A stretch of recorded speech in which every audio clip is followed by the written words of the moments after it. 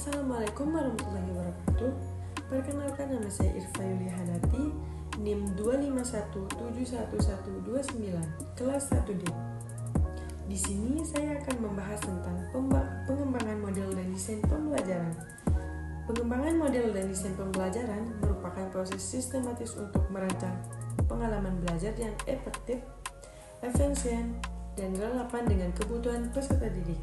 Proses ini melibatkan pemilihan pendekatan, strategi, serta tahapan perencanaan yang terstruktur agar tujuan pembelajaran dapat tercapai secara optimal. Pertama, konsep pengembangan model pembelajaran. Model pembelajaran adalah kerangka prosedur sistematis dalam mengorganisasi pengalaman belajar guna mencapai tujuan tertentu. Pengembangan model pembelajaran menekankan penciptaan kondisi belajar yang aktif, interaktif, dan bermakna.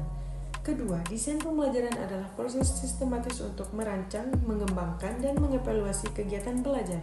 Dalam proses ini, guru merancang komponen pembelajaran yang saling terkait. Ketiga, tujuan pengembangan model dan desain pembelajaran. Mengembangkan model dan desain pembelajaran bertujuan untuk menghasilkan pembelajaran yang sistematis yang terarah, meningkatkan efektivitas dan efisien proses belajar mengajar.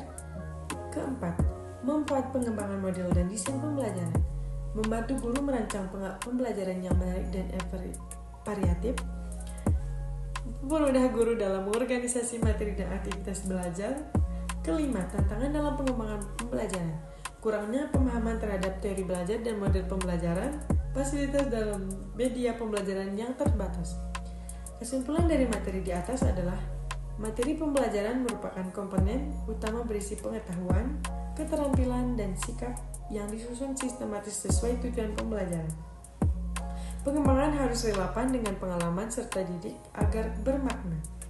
Kemudian materi kedua membahas tentang teori belajar behaviorisme dan kognitif. Teori belajar behaviorisme beranggapan bahwa belajar adalah perubahan perilaku yang dapat diamati sebagai hasil dari pengalaman.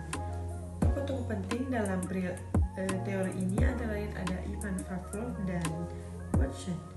Prinsip utama behaviorisme meliputi pembentukan kebiasaan melalui pengulangan, hubungan stimulus, serta pengaturan lingkungan untuk membentuk perilaku tertentu. Dalam pembelajaran, teori ini diterapkan melalui latihan, berulang, pemberian reward dan punishment, serta penekanan pada disiplin belajar. Kedua, teori belajar kognitif. Teori belajar kognitif menekankan bahwa belajar adalah proses internal dalam diri individu berupa pengolahan informasi, berpikir, memahami, dan memecahkan masalah.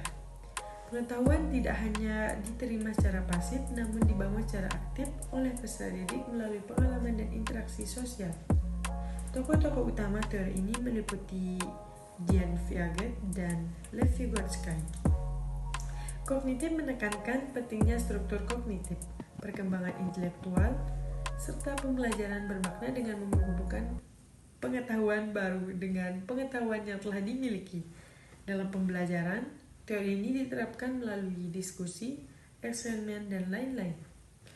Kesimpulan materi di atas adalah behaviorisme lebih menekankan pada hasil belajar berupa perilaku yang tampak, sedangkan teori kognitif fokus pada proses mental internal yang terjadi dalam pikiran peserta didik.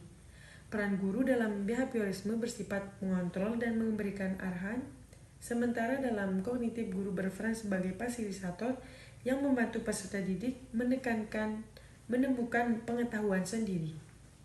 Sekian dari saya.